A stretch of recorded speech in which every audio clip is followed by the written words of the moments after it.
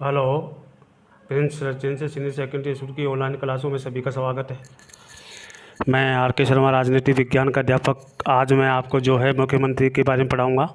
कल मैंने आपके राज्यपाल के बारे में पढ़ाया था कि राज्यपाल की नियुक्ति, उनके पद नियुक्ति जो भी है, उनकी शक्तियां हैं, उनके बारे में चर्चा की थी। उनको उनके बारे में पढ़ा दिया कि कौन कौन सी शक्तियां जो है राज्यपाल के पास है, और वो कौन सी शक्तियों का प्रयोग किस प्रकार करता है। तो इन शक्तियों के बारे में मैंने आपको कल राज्यपाल की शक्तियों के बारे में पूरा पढ़ा दिया है।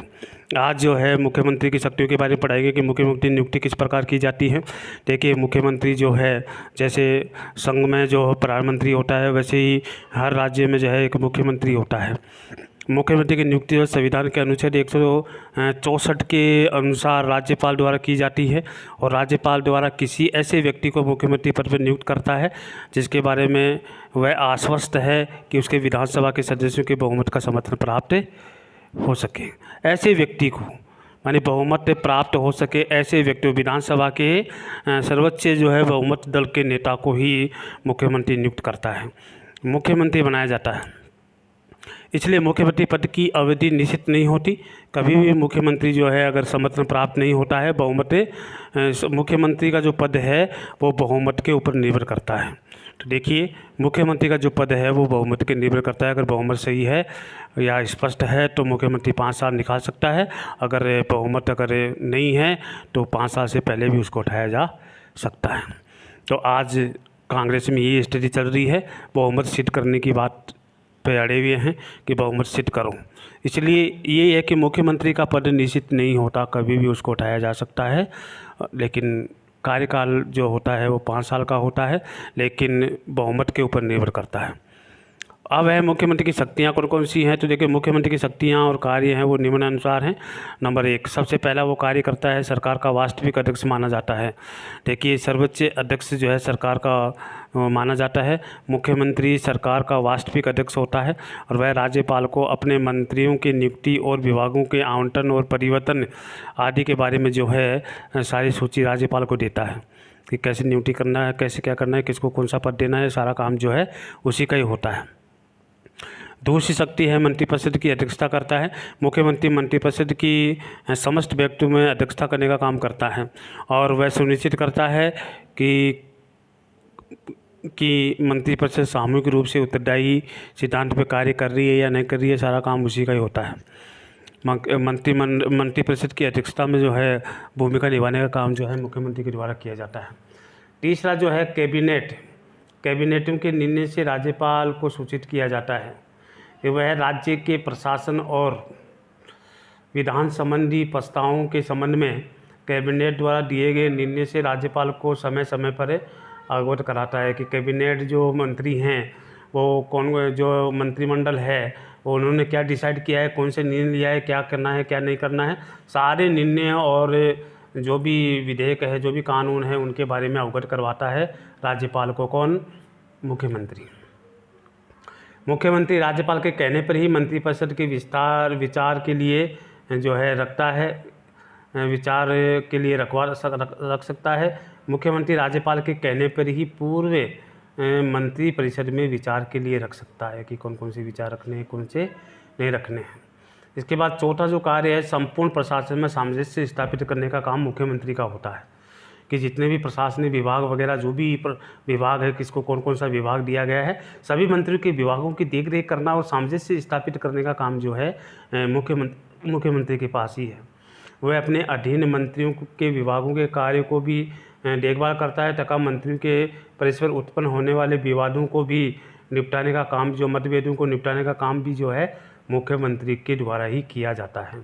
तो संपूर्ण प्रशासन में सामंजस्य स्थापित करने का काम भी जो है मुख्यमंत्री का होता है।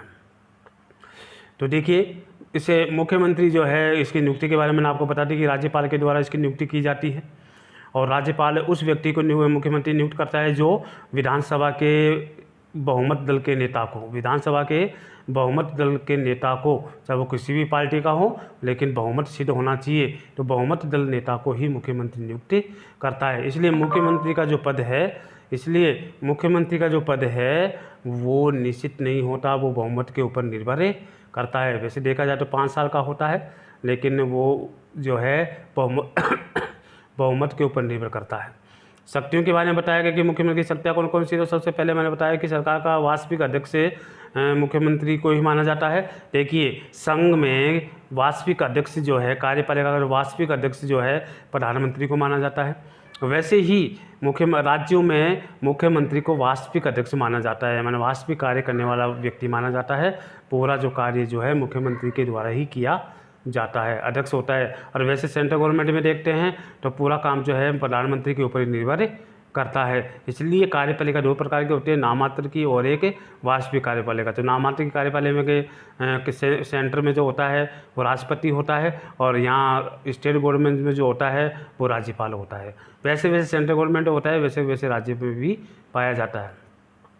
अगली शक्तियों मैंने बताया कि मंत्रिपरिषद की अध्यक्षता करने का काम भी जो है मुख्यमंत्री के द्वारा किया जाता है, और वह सुनिश्चित करता है किस मंत्री को कौन सा पद दिया जाए, कौन सा किस प्रकार कार्य किया जाए, और मंत्रिपरिषद सामूहिक उत्तरदायित्व के लिए सिद्धांत पर कार्य करे। ये सारा काम जो है मुख्यमंत्री के माध्यम से ही किया जाता है।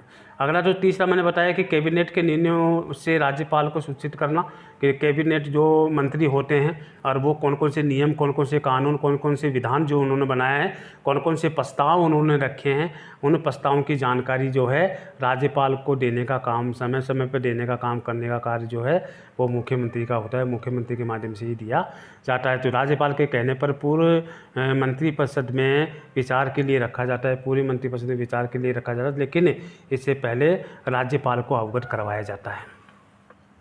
इसके बाद जो संपूर्ण प्रशासन में सामंजस्य स्थापित करने का काम भी जो है वो मुख्यमंत्री का ही होता है। तो वो अपने कार्यकाल के अधीन मंत्रियों के विभागों के कार्यों में जो देखभाल करता है कि कौन सा जो विभाग सही ढंग से कार्य कर रहा है या नहीं कर रहा है, या कौन सा मंत्री जो है मतभेद हो रहे हैं, कौन से विभाग में मतभेद हो रहे हैं, उन्हीं सभी का समाधान करने का कार्य और उसमें सामंजस्य बैठने का काम जो है मुख्यमंत्री के माध्यम से किया जाता है।